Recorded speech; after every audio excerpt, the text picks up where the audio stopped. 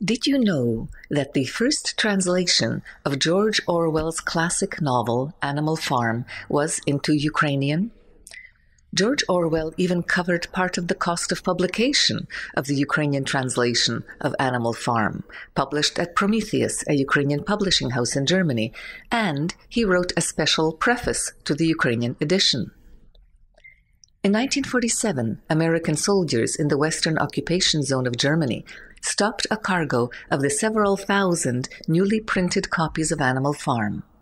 It was in a language they did not understand, and someone tried to explain to them that the books were for the many Ukrainian refugees in displaced persons camps. However, the American soldiers handed the books over to Soviet repatriation committees.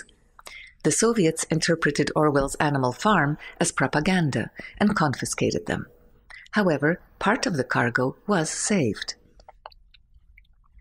Another interesting aspect of the book Animal Farm is that the uprising of animals takes place on Mr. Jones' farm.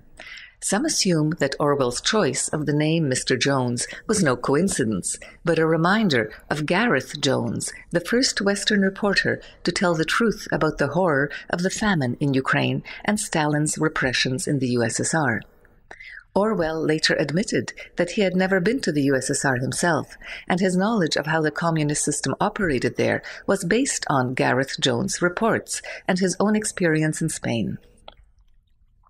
Orwell stated that it was of the utmost importance to him that people in Western Europe should see the Soviet regime for what it really was. And this information is from an article by Bogdan Chupin in Ukrainian Week. And there is now a book on the topic by Andrea Chalupa.